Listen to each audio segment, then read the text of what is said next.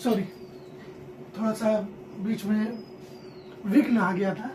तो अब भगवान राम के छोटे भाई भरत की महिमा देखिए। जब छोटे भाई को पता चला कि बड़े भाई को वनवास दे दिया गया है, समस्त संपत्ति से बहिष्कृत कर दिया गया है, तो भरत जी ने राज्य स्वीकार नहीं किया। उन्होंने अपनी माता का ही परित्याग कर दिया और सब कुछ उठाकर सीधे भगवान राम के चरणों की तरफ पहुंच गए। और भगवान राम को पता था कि भरत को जैसे ही पता चलेगा वो सब कुछ छोड़कर वापस मेरे पास आ जाएगा। इसीलिए जब वो वन में जा रहे थे तो उन्होंने वन के समस्त वनस्पतियों से, पेड़ पौधों से, कांटों से, पत्थरों से ये रिक्वेस्ट करी, प्रार्थना करी कि जब भी भरत मुझे ढूंढता हुआ यहाँ आए तो ऐ कांटो कभी भी भरत के पैरों में नहीं चुभना, ताकि भरत को ये पता ना चले कि मैं यहाँ किन परिस्थितियों में रह रहा हूँ। प्रेम देखिए एक भाई के प्रति।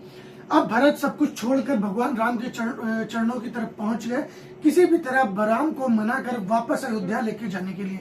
परंतु राम अडिग थे पिता के वचन का मान रखने के लिए।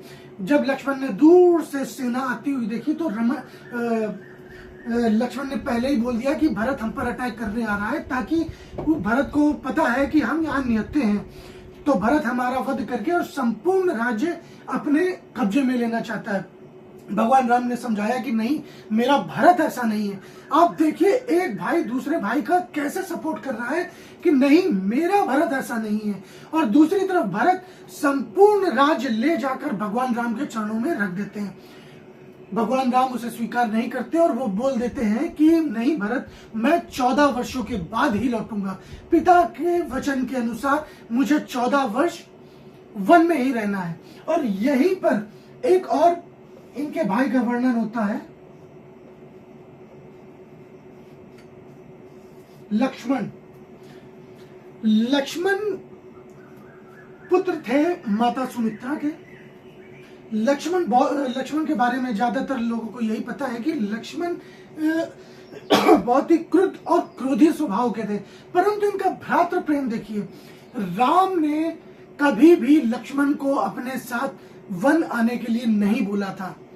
तब लक्ष्मण ने संपूर्ण संपत्ति और ऐश्वर्य का त्याग कर दिया और भगवान राम के साथ वन चले गए।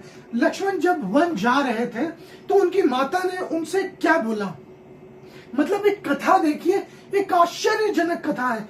आज जहां भाई भाई का नहीं है, माता पुत्र की नहीं है, चाचा भतीजे का नहीं है, सारे रिश्ते नातेदार सारे ताक पे रख दिए जाते हैं संपत्ति के लिए, वही एक माता अपने पुत्र को क्या समझा रही है। माता सुमित्रा लक्ष्मण के लिए चिंतित नहीं है। लक्ष्मण से क्या बोल रही हैं कि पुत्र मेरे राम का ख्याल रखना, जब भी राम कुटिया में विश्राम करने जाए तुम पहरा देना, दिन में राम की सेवा करना, राम के खाने पीने का ध्यान रखना। अब देखिए कितनी ज्यादा, मतलब अगर आपने कभी रामायण देखी ना हो, सुनी ना हो, तो ये कथाएं कितनी काल्पनिक लगती हैं कि जहां एक माता अपने पुत्र की चिंता ना करते हुए अपनी सौतेली माँ के पुत्र की कितनी चिंता कर रही है। और वही माता कौशल्या राम से ज्यादा बाकी पुत्रों को प्रेम कर रहे हैं और राम अपने सभी भाइयों के लिए चिंतित है।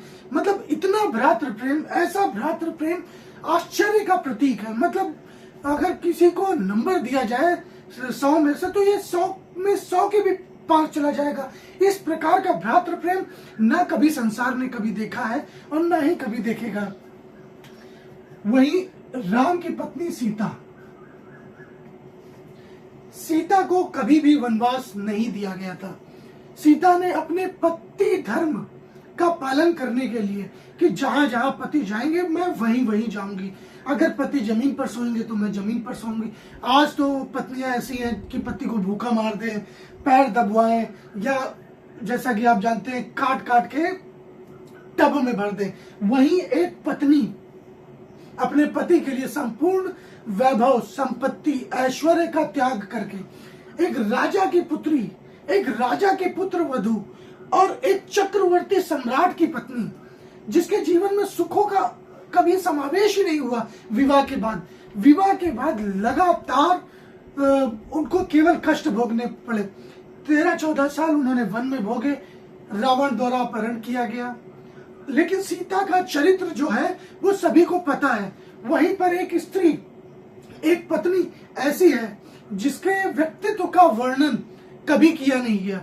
जब लक्ष्मण वन गए तो लक्ष्मण की पत्नी भी चाहती थी कि वो लक्ष्मण के साथ जाएं। वो चाहती थी कि जब लक्ष्मण भगवान राम की सेवा करके वापस लौटे तब वो उन्हें आराम दे, उनके पैर दबाए। तब लक्ष्मण ने क्या बोला? प्रेम देखिए भाई के लिए भाई का प्रेम, कि मैं कभी भी अपनी कुटिया में लौटूंगा ही नहीं उर्मिला। जब प्रातःकाल होगा तो मैं भैया राम के लिए वन से लकड़ियां काट के लाऊंगा, भाभी के लिए खाना बनाने के लिए शिकार करके लाऊंगा, प्रभु राम की सेवा करूंगा। जब भैया राम भाभी के साथ कुटिया में एकांतवास में होंगे तब मैं कुटिया का रक्षण करूंगा। मुझे तो माता का आदेश यही मिला हुआ है। तो आप ये देखिए कि एक पति अपनी पत्नी से बोल रहा है कि मैं कुटिया में लौटूंगा ही नहीं।